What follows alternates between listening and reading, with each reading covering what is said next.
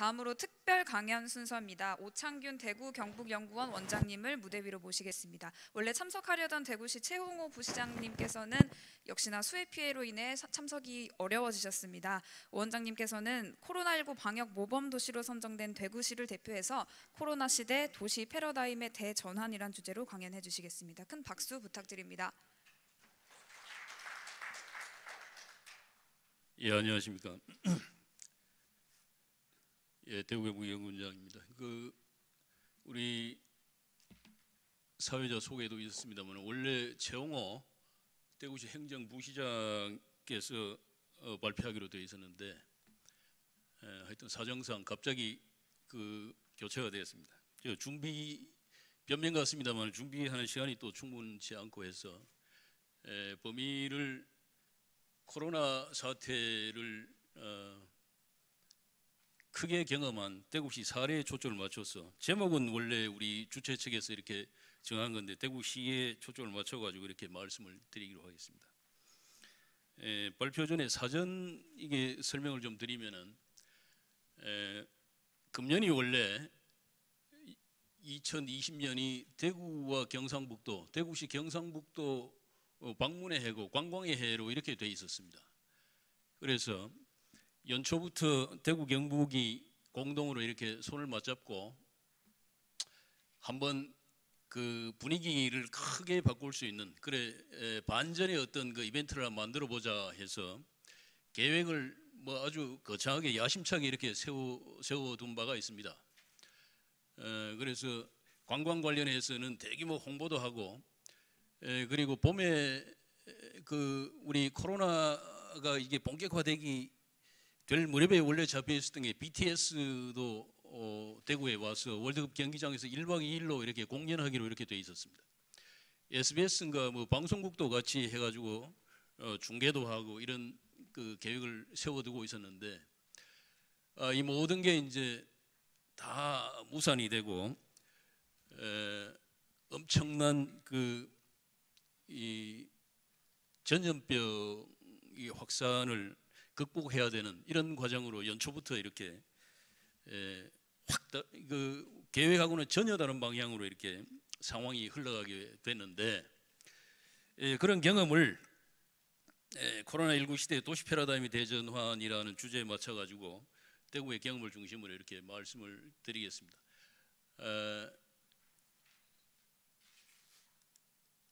드릴 말씀의 순서는, 먼저 대구에 대해서 우리가 대구라는 도시를 여기 계신 분들이 다 아시지만 또 한편으로 각자가 이렇게 생각한 부분이 있을 겁니다. 그래서 대구에 대해서 간단하게 말씀을 드리고, 순서대로 대구에서 일어난 현상이 코로나라는 게 굉장히 많은 이야기를 하고 엄청난 이게 변화를 이야기하지만, 지금 우리가 경험한 기간이 비교적 짧기 때문에 우리가 예상하는 현상들이 아직은 본격화되지는 않았는데, 그런 것도 짤막하게 이렇게 소개를 드리고 마무리하는 순서로 이렇게 진행을 하겠습니다.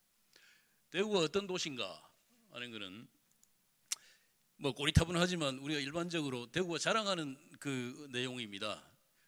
대구는 사실 따지고 보면 대한민국의 영남권 정치, 경제, 행정, 문화의 중심지였습니다. 역사적으로 이렇게 쭉 살펴보면. 그러다가 구한말의 국권 회복 운동이라든가 또 한국 전쟁을 거치면서 굉장히 중요한 역할을 했고, 또 민주화 과정에서도 보면은 대구가 요즘 들어가지고는 보수의 중심지라는 이걸 해가지고 여러 가지 이제 비판도 받고 있습니다만은, 또 다른 한편으로 보면 4.19의 도화선이 된 2.28 민주운동이 대구에서 60년대에 있었습니다. 그런 도시입니다, 대구가. 그래서 공난을 극복하고 또 민주화하는 부분에 있어가지고도 보루 역할을 했던 그런 도시이기도 합니다. 그리고 또 한편으로는 산업화 과정에서 섬유 중심지로서, 또 경상북도 같으면은 전자와 철강 산업의 기지로서 수출을 통해서 경제 발전을 이루는 그런 리더 역할을 한 도시이기도 합니다. 그래서 그동안 대구는 사실 조용조용하면서도 또 따지고 보면은 그 과거와는 전혀 다른 그런 수준으로 몰라보게 성장한 측면이 있습니다. 경제 산업 분야를 보면은 시간적으로 우리가 70년대를 도시 산업의 성장기로 본다면 90년대 이후에 이제 도약기고 최근 들어서 이제 성숙기로 접어들었다 이렇게 볼 수가 있습니다. 그렇지만은 시민들이 기대하는 만큼의 그런 가시적인 성과를 아직은 보여주지 못하고 있어서 다소 아쉬운 부분이 있습니다. 도시 공간을 보더라도 고속교통망이 외부와 비교적 잘 이렇게 발달이 되어 있고 도시 내부로도 보면은 교통망이 굉장히 편리하게 되어 있습니다. 실제로 대구에 와서 살고 있는 외부인들 또 외국인들은 만족도가 대단히 높은 그런 도시이기도 합니다. 그리고 녹지도 풍부하고요. 삶의 질 측면에서 보면은 공연문화도시라고 해서 국가 거점형으로 이렇게 돼 있고 의료와 교육 이런 그 생활 기반도 잘 구축되어 있다 이렇게 볼 수가 있습니다. 그리고 코로나 사태 이전에 대구시는 나름대로 2030년까지 도시를 발전시키기 위한 그런 나름대로의 비전을 설정을 했는데 글로벌 탑 32도시까지 한번 우리가 지향해서 나가보자. 지금 보면은 여러 가지 자료를 볼 때 세계 여러 도시 중에서 대구가 자료에 따라 다릅니다만은 80대부터 해가 100이 조금 넘어가는 수준 뭐 이런 식으로 해서 도시 경쟁력 순위로 이렇게 평가를 합니다. 그리고 목표로는 글로벌 미래도시 허브, 월드클래스 대도시권의 중심이 되자, 또 시민이 행복한 도시 공동체를 만들어보자 등등의 그런 목표를 세우고 프로젝트도 야심차게 이렇게 준비를 했습니다. 이게 코로나 이전의 이야기입니다. 특히 월드클래스 대도시권의 중심 도시가 되자는 거 보면은 이 대구가 해외로 나가는 어떤 관문 기능을 하는 관문공항이라든가 관문항구가 없습니다. 그래서 글로벌 게이트웨이를 좀 확보하는 그런 목표를 가지고 활발하게 이렇게 추진을 하고 있고 또 중추도시 영남권 또 대구 경북권의 중추도시로서의 역량을 지금보다 또 많이 키워야 되겠다 하는 거, 또 미래도시 선도 모델을 한번 제시해보자 하는 그런 프로젝트도 세우고 있습니다. 그리고 삶의 질 측면에서는 대구형의 케어, 그리고 스마트하고 세이프한 그런 도시, 그리고 학습도시, 역사문화도시 뭐 등등 이렇게 해가지고 과제를 선정해서 야심차게 한번 나가보자 하는 그런 꿈을 가지고 있었습니다. 또 경제 측면에서도 대구의 경쟁력과 외부의 다른 지역하고 이렇게 협력을 하면서 주변 도시의 잠재력을 더해가지고 지역의 공동 발전을 한번 이루어 보자 하는 그런 또 계획도 실행하고자 하고 있습니다. 그래서 대구와 또 대구 주변 도시와 또 영남권과 그리고 남북권 전체의 어떤 그 경제 공동체를 형성해가는 그런 주도적인 역할을 하고자 하는 계획을 세워뒀습니다. 그리고 월드 클래스의 그런 또 대도시로 나가자면은 아까 말씀드린 대로 이 시나리오가 있는데 하나는 세계를 향해서 창을 내는 1관문공항과 1관문항구를 확보하고자 하는 그런 계획입니다. 그리고 아까 말씀드린 대로 영남권, 남북권하고 같이 네트워크를 확장하는 그런 메가시티 네트워크를 만들고 도시 내부로는 중소도시 역량을 강화하면서 정주 여건을 개선하고 새로운 도시 수요를 창출하는 인구가 줄어들고 하는 이런 과정이 있는데 뭔가 새로운 그 수요를 창출하는 그런 프로젝트를 실행해야 되겠다 하는 겁니다. 그런데 이런 계획을 길게 이제 제가 설명을 드렸습니다만은 2030년을 내다보는 그런 이제 비전을 가지고 한번 그 올해는 더더욱이 이제 야심차게 한번 그 나가보자, 봄부터 움직여보자 이렇게 했는데 코로나가 왔습니다. 이거는 뭐 전대미문의 그런 위기입니다. 코로나 첫 확진자가 이제 발생한 게 2월 18일이었습니다. 그리고 6일 만에 누적 확진자 100명을 돌파를 했습니다. 그리고 8일 만에 첫 사망자가 발생했습니다. 그리고 열이틀 지난 2월 29일 하루 동안 확진자가 나온 게 741명입니다. 이건 정말 경험해보지 않으면은 상상하기 어려운 그런, 그 이전에 중국 우한 코로나 사태가 발생했을 때 뉴스를 보고 많은 사람들이 이제, 물론 이제 뉴스의 화면은 드라마화된 그런 측면도 있습니다만은, 우한을 보고 이제 우리가 굉장히 암울한 그런 느낌이 있었는데, 아마 대구 상황을 뉴스로 전하면서 화면을 통해서 본 많은 분들이 대구에 대해서 그런 비슷한 느낌, 어떤 이미지 수용을 하지 않았을까 하는 그런 생각이 드는데, 어쨌든 간에 확진자가 700명을 넘어서는 그런 날도 있었습니다. 그래서 이를 두고 이제 여러 매체에서 뉴스를 전했는데, 이거 뭐 보시면 알겠지만은 대구가 패닉에 빠졌다, 도시 전체가 비상국면에 돌입했다, 대구가 멈춰섰다, 뭐 등등 이런 굉장히 부정적인 이제 표현을 했습니다. 그리고 대중들이 그걸 받아들였습니다.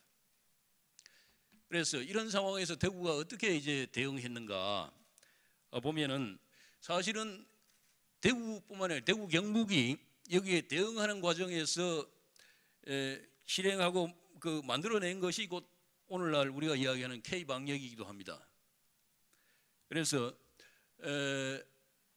중앙정부 같은 경우도, 중앙정부든 지방정부든 간에 이번에 경험한 것이 처음이기 때문에, 그 이전에 중앙정부가 만들어 놓은 거는 메르스 때 이제 쭉 앞으로 이런 상황이 벌어지면 어떻게 해야 되겠다 하는 메르스에 기반을 둔 대응 매뉴얼이었습니다. 이거를 코로나19 상황에서 적용을 하니까 이게 잘 작동을 안 한 측면이 많았다고 알고 있습니다, 제가. 그래서 새롭게 이제 자가격리 기준을 강화하고 병상을 다변화하고 또 세계 최초로 생활치료센터를 도입을 하고, 아시다시피 워킹스루라든가 드라이브스루 같은 그런 선별 진료소도 운영을 했습니다. 이게 다 우리가 대구 그리고 경북이 코로나19를 경험하는 과정에서 만들어간 K-방역의 하나의 모델이 되겠습니다. 그리고 연대와 협력을 통한 대응도 활발하게 이제 이루어졌습니다. 그렇지만 이 과정에서 또 우리가 알다시피 이제 국내적으로 여러 가지 이제 반응이 나왔는데, 사태 초기에 한편으로는 이제 악의적인 비난도 있었습니다.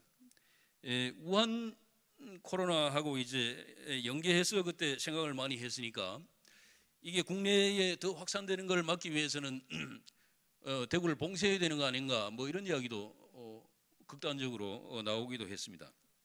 그리고 정부는 이에 대해서 봉쇄를 검토한 바가 없다는 이야기를 하면서 상황을 엄중하게 인식하고 있다, 이렇게 초기에 그런 반응이 나오고요.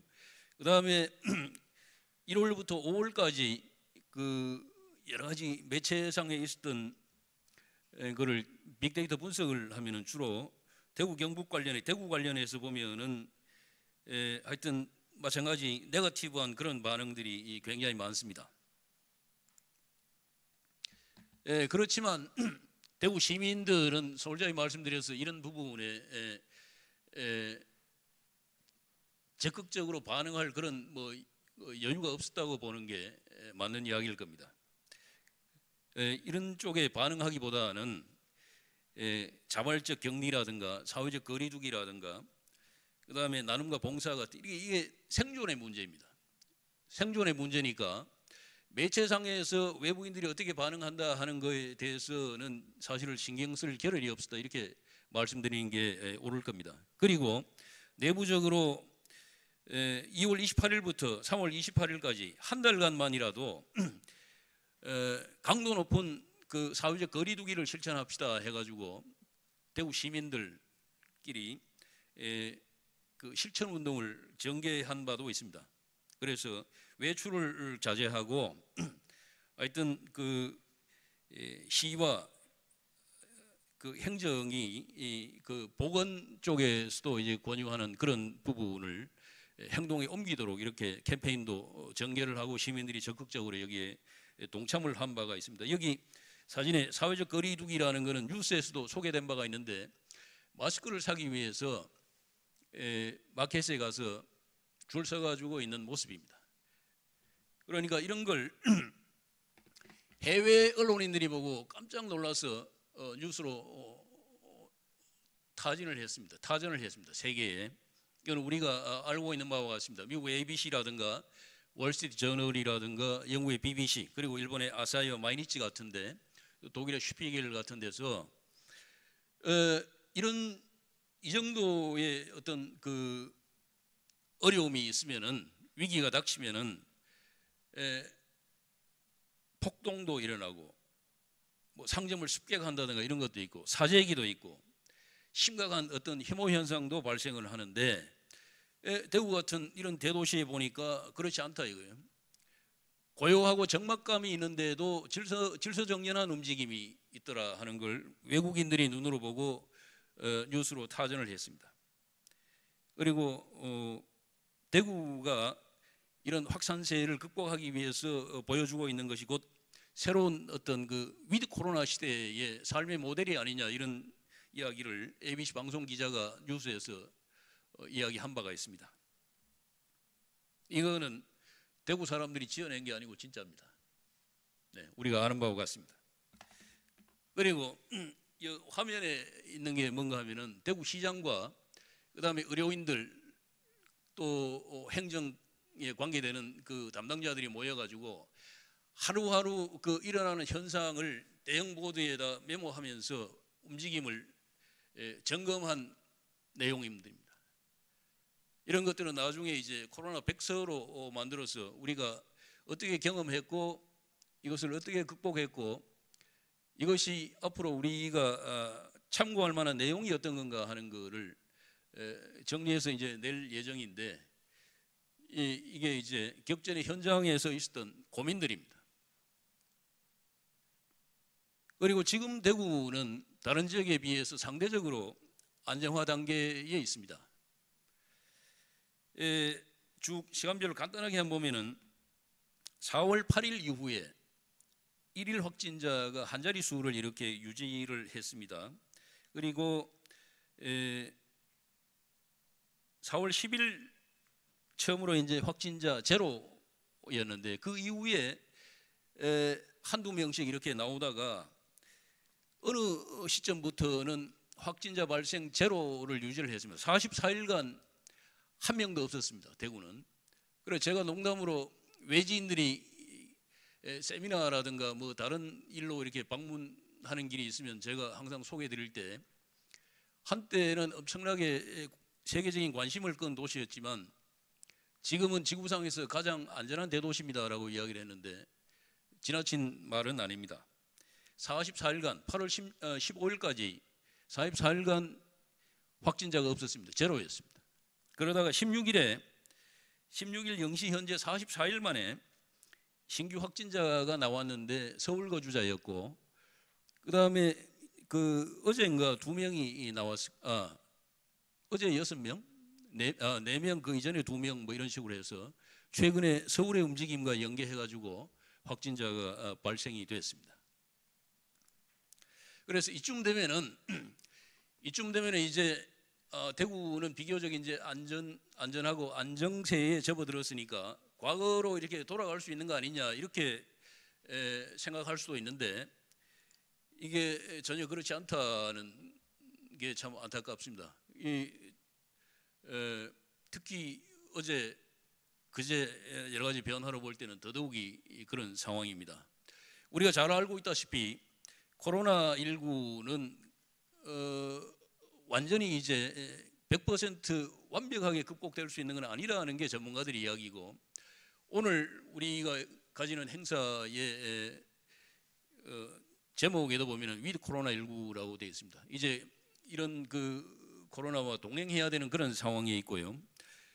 미국의 그 알레르기 감염병 연구소장으로 잘 알려져 있는 앤서니 파우치 같은 경우에도 늦가을부터 초봄까지 재발할 수 있다고 이렇게 지금 그 전망을 하고 있고 세계보건기구 사무총장도 이전 단계로 갈 수는 없다. 새로운 정상화 이야기를 합니다. 뉴노멀 이야기를 합니다. 우리가 누차 이야기하는 바고 또 국내에 관계되는 분들도 코로나19 발생 이전의 세상이 다시는 오지 않는다고 이야기합니다. 그래서 그렇다면은 우리가 이야기하는 그리고 주최측에서도 중요하게 이제 검토하고 있는 코로나19 시대의 패러다임 전환을 이야기해야 되는 거 아니냐. 도시와 연계해가지고 그런 이야기라고 많은 사람들이 또 여기에 대해서 의견을 내놓고 있습니다. 패러다임이라는 뭐 제가 패러다임이 이런 겁니다 저런 겁니다 말씀드리기는 송구스럽습니다만 우리가 상식적으로 패러다임이라는 것은 과학 철학자들이 이야기하는 굉장히 큰 단위의 이야기입니다. 그죠? 천동설에서 지동설로 무슨 뉴턴 물리학에서 아인슈타인 물리학으로 이렇게 넘어가는 그 큰 단위의 이야기인데 이걸 우리가 일반적으로 그 쓰는 측면에서 보자면은 인식의 대전환이고 그 이론적인 틀을 이제 바꾸는 거고 이런 이야기입니다. 그래서 생각의 틀, 인식의 틀, 세계관이 달라지는 거고 이게 우리 일상생활과 행동에 영향을 미치게 되는 걸 말할 겁니다. 그래서 그러면은 코로나19와 패러다임 전환이라는 게 연관이 있느냐? 이거는 역사를 이렇게 거슬러 봐도 실제로 전염병이라는 게 세상을 완전히 뒤바꾼 그런 사례들이 역사학자들 연구를 보면 있다고 합니다. 예를 들어 천연두 같은 경우에 자료를 보면은 천연두가 우리 인류가 경험한 가장 최초의 전염병이라고 이야기합니다. 대규모의 전염병이라고 이야기합니다. 천연두가 이거는 기원전부터 해가지고 비교적 뭐 17, 18세기까지 천연두가 지속됐다고 뭐 이런 이야기를 합니다만은 천연두로 인해 가지고 남미의 잉카나 아즈텍 문명이 이건 기원전에 그랬다는 건 아니고요. 12, 3세기 무렵인가요? 잉카 아즈텍이 멸망한 적이 있고 또 이런 전염병이 번지면서 유럽에서는 금융 질서가 변화된 적이 있다고 전문가들이 이야기를 하고 있습니다. 그리고 14세기에 들어오면은 우리가 잘 알다시피 흑사병이 번져가지고 중세 봉건 사회가 붕괴가 되는 그런 그 원인 중에 하나로 작용했다 이렇게 이야기합니다. 그리고 중세 시대에 절대적인 권위를 행사했던 교회가 그 권위를 내려놓는 어떤 몰락하는 그런 쪽으로 작용을 했고 도시 정부가 출현하고 하는 그런 걸 우리가 역사를 통해 알고 있습니다. 그리고 19세기가 되면은 장티푸스라든가 콜레라가 나오면서 도시에서는 대대적으로 이제 하수도를 정비하고 여기에 대응하기 위한 어떤 그런 그 조치가 생겨나게 됩니다. 도시를 보다 근대적으로 이렇게 바꾸는 계기가 됐다는 겁니다. 그리고 인간의 삶도 여기에 대응해서 달라지는 그런 여러 가지 변화의 과정을 우리가 볼 수가 있습니다. 그리고 전문가들도 여기에 대해서 우리가 알다시피 이야기를 합니다. 어떤 사람은 더 이상 이제 화학 백신이라는 거 우리가 백신 이야기할 때 당연히 화학 백신을 이야기하는데 이것만이 정답일 수는 없다. 이것은 정답이 아니다 이렇게 말하는 것은 좀 어폐가 있는 것 같고 이것만이 정답일 수는 없다. 사람들이 실천도 해야 되는 사회적 거리두기 행동 백신이 함께 해야 되고 또 한편으로는 생태 백신도 같이 결합이 돼야 된다. 화학 백신에다가 행동 백신과 생태 백신이 결합될 때 비로소 우리가 이런 상황에 대응할 수 있다는 이야기를 합니다. 그리고 경제학자인 장하준 교수도 성장 중심에서 이제 생명 공공 복지 이거는 코로나 이전에도 우리가 이야기하던 바입니다. 그렇지만은 이런 상황을 경험하면서 실제로 더 그 필요성을 절실하게 느끼는 그런 시점이 됐다는 이야기. 그리고 교통 분야에서도 교통 패러다임이 이제 근본적으로 변할 거다. 이것도 마찬가지. 이런 쪽으로 변화가 서서히 진행이 됐는데 이제는 점진적으로 가서는 안 되고 더 빠르게 아마 다가오지 않겠는가 하는 그런 예측을 합니다.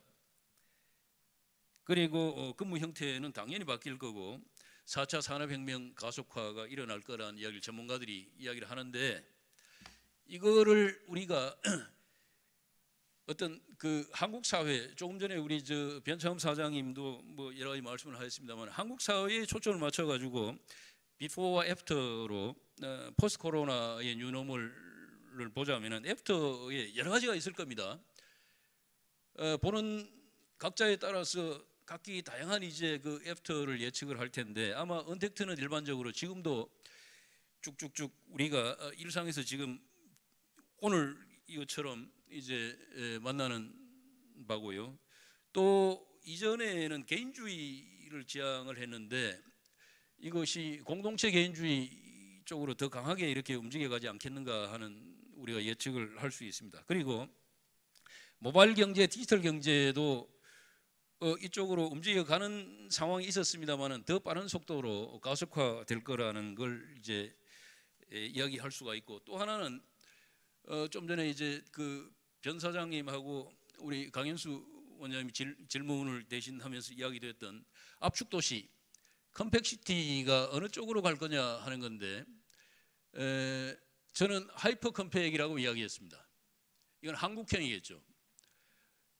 하이퍼 컴팩으로 가지 않겠느냐라고 이야기를 하는데, 또 다른 한편으로는 미국형이라든가 이것처럼 수평적으로 이렇게 컴팩이 해체되는 형태로 간다고 보는 사람도 또 시각에 따라서 있을 겁니다. 이거는 앞으로 우리가 경험하면서 검증해야 되는 그런 걸 겁니다. 그래서 컴팩에서 하이퍼 컴팩으로 가느냐, 이제 그 컴팩이 해체하면서 수평적인 어떤 네트워크 형태로 가느냐 하는 것은 우리가 시간을 가지고 이제 경험해야 될 바라고 이렇게 생각을 합니다. 그러면 대구는 코로나 이후에 이제 불과 뭐 긴 시간은 아닙니다. 한 5개월, 6개월, 5, 6개월 이렇게 흘러갔는데요.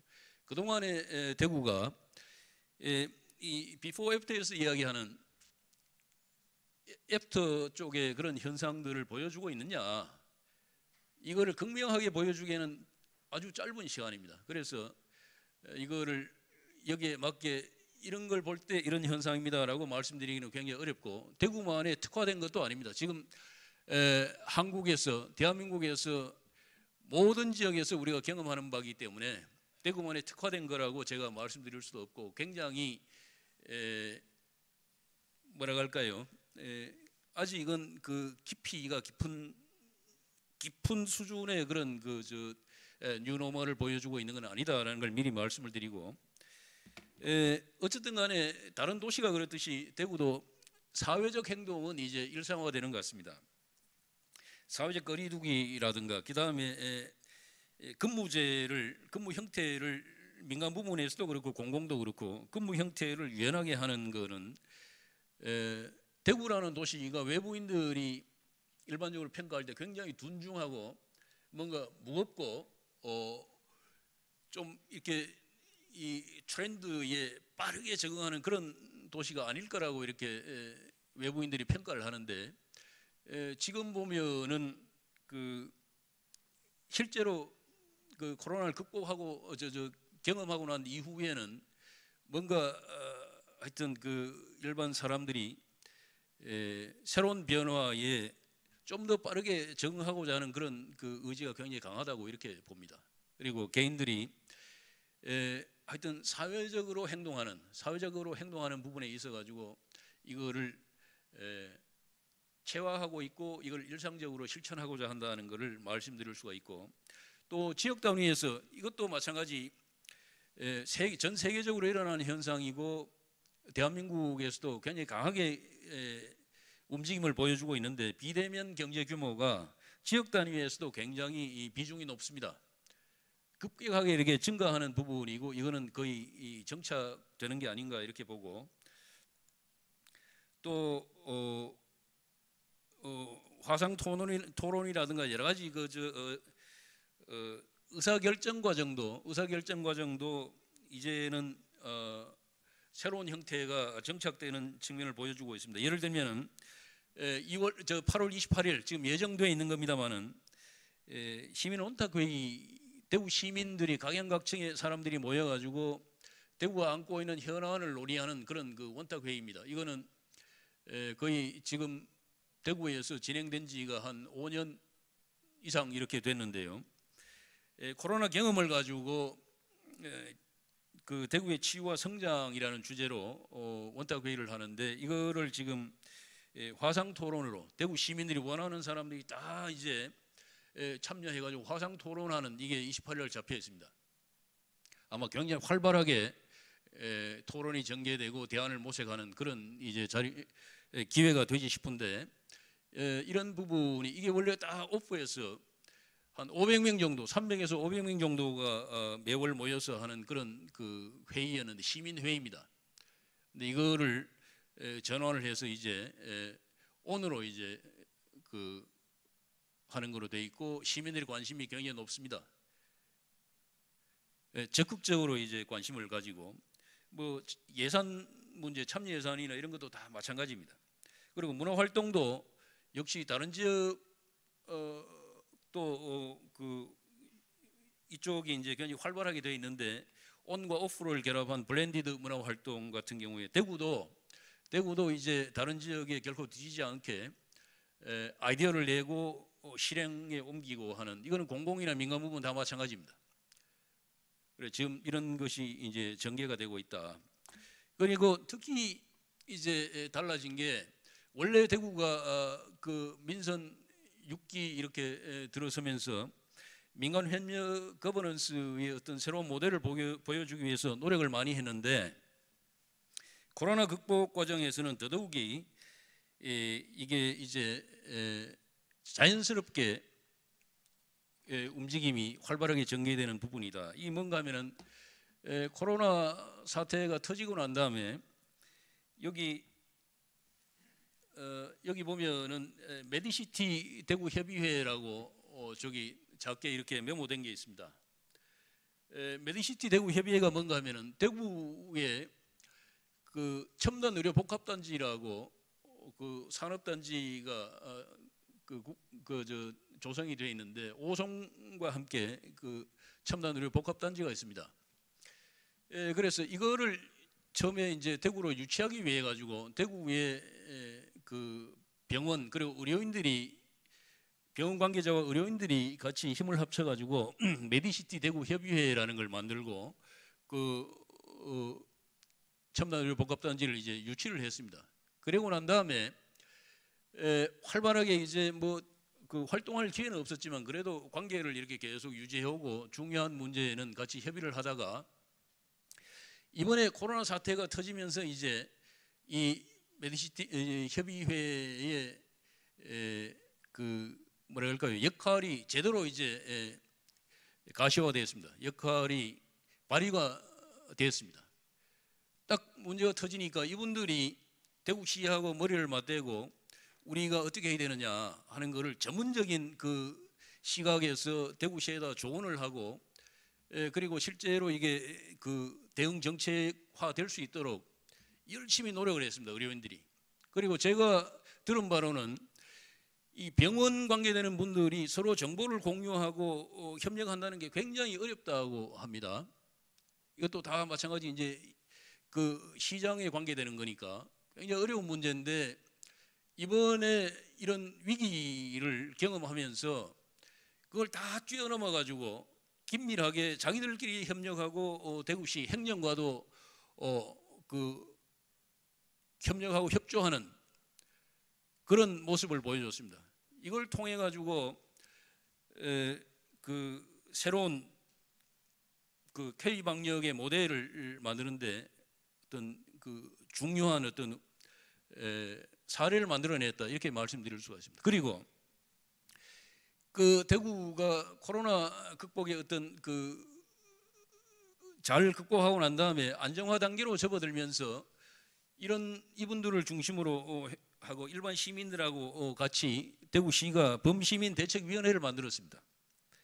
그리고 여기에 이제 실무위원회도 있고 민간협력추진단도 있는데 이를 통해 가지고 2차 그 코로나 확산에 대비한 그 대책을 수립을 해놨습니다. 2차 대유행에 대비한 분야별 세부 지침, 여기 분야별 세부 지침을 대구시가 만들어 놨습니다. 그런 중에 이번에 이제 수도권을 중심으로 해가지고 지금 2차 확산의 위기에 직면해가지고 있는데, 대구시 같은 경우는 지난번에 경험 그리고 그 이후에 민간 협력을 통해 거버넌스를 통해 가지고 2차 유행이 올지도 모른다 해가지고 대비책을 만들어 놨는 게 이번에 굉장히 중요한 기능을 하지 않을까 하는 그런 기대를 가지고 있습니다. 그리고 또 하나는 코로나를 경험하고 이후에 전환의 모습을 보여주는 게 정책 결정에 있어 가지고 재집중과 탈집중입니다. 우리가 알다시피 이런 그 대위기가 닥치면은 당연히 중앙정부는 그 분산돼 있던 힘을 다시 가져가려고 그렇게 노력하기 마련입니다. 이게 행정의 속성입니다. 그래, 중앙정부는 모든 결정권, 돈과 힘을 중앙으로 가져가려고 하는 재집중의 경향이 있습니다. 근데 실제로 현상이 일어나는 것은 지역입니다. 지역이니까 지방정부는 그거를 탈집중화하려고 중앙이 가진 거를 결정의 상당 부분을 지방이 현장에서 행사하고자 하는 그런 움직임이 있기 마련입니다. 그래서 부분적으로 대구시는 이번에 이 코로나 극복하는 과정에서 뭔가 탈집중의 효율성과 효과성을 부분적으로 잘 보여줬다, 이렇게 이야기할 수 있겠습니다. 현장에 예를 들면 아까 말씀드린 K방역 관련해서 생활치료센터 운영이라든가 그다음에 드라이브스루 관계되는 거라든가 이런 여러 가지 현장에 즉각적으로 대응하는 데 있어 가지고 의사결정의 탈집중 필요성을 입증했다, 이렇게 말씀드릴 수가 있고요. 이거는 앞으로 재집중과 탈집중이라는 것은 2차 코로나 극복, 뭐 그 이후에 앞으로 여러 가지 중앙과 지방이 행정을 운영하는 과정에서도 이 대립하고 또는 필요에 따라서는 상호 협력하면서 재집중, 탈집중의 필요성에 대해서 논쟁하고 어느 게 더 바람직한 거냐 하는 부분을 결정해 나갈 거다, 이렇게 제가 말씀드릴 수가 있겠습니다. 그래서 앞에 거창하게 이야기하고 우리가 패러다임의 전환을 이야기했는데, 방금 말씀드린 바와 같이 대구시가 그리고 경상북도와 함께 코로나라는 전대미문의 이 위기, 재난을 극복하는 과정을 겪었지만은 아직도 이것이 이 짧은 기간에 뭔가 큰 변화를, 아까 말씀드린 컴팩에서 하이퍼 컴팩으로 간다든가 또는 개인주의에서 공동체 개인주의가 완전히 하나의 도시 문화로 정착되는 그 단계까지는 아직 이르지 못했다. 그렇지만은 분명히 뭔가 그 가시적인 움직임이 일어나고 있다는 것은 말씀드릴 수가 있고, 이거는 대한민국 전체에도 해당되는 겁니다. 그래서 미래학자인 리덜바이 에델코르트라는 그 여성입니다만은 이 말씀하는 게 자료에 보면은 바이러스라는 것은 완전히 다른 세상을 만드는 결정적인 요인으로 작용할 수가 있다고 이야기하고, 실제로 아까 우리가 전염병을 통해 가지고 인류 역사에서 큰 변화들이 일어난 걸 우리가 봤습니다.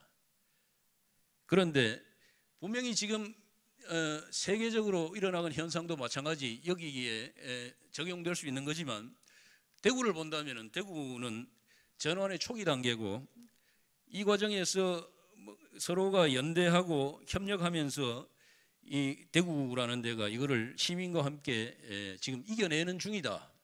그리고 전환을 만들어가는 중이다. 이런 것들이 우리 이 대구 시민 그리고 대한민국 국민들이 이것을 경험하면서 새로운 변화가 이게 타당한 거다. 이전에 우리가 생각하던 것은 이 어려움을 극복하는 과정에서 검증해 보건대 오류가 있다라고 생각하면은 새로운 변화를 우리가 타당한 거로 수용하고 선택하고 그걸 실행에 옮길 겁니다. 그랬을 때 비로소 패러다임의 전환이 각 다양한 영역에서의 패러다임 전환은 완성되는 거다, 이렇게 보고 우리 전문가들의 의견이나 우리 일상생활에서 복원되는 그런 방향으로 지금 진행되어 가고 있다. 전환이 일어나고 있다. 그리고 컴팩에서 하이퍼 컴팩으로 가든 아니면은 컴팩의 해체로 가든 그거는 우리가 당장 결정적으로 이야기할 수는 없고 경험하는 과정에서 증명 가능할 거다 이렇게 말씀드릴 수가 있겠습니다. 예, 이상으로 말씀 마치겠습니다. 고맙습니다. 네, 수고해주신 오창균 원장님께 감사 말씀드립니다. 시간 관계상 Q&A는 생략하도록 하겠습니다. 양해 부탁드립니다.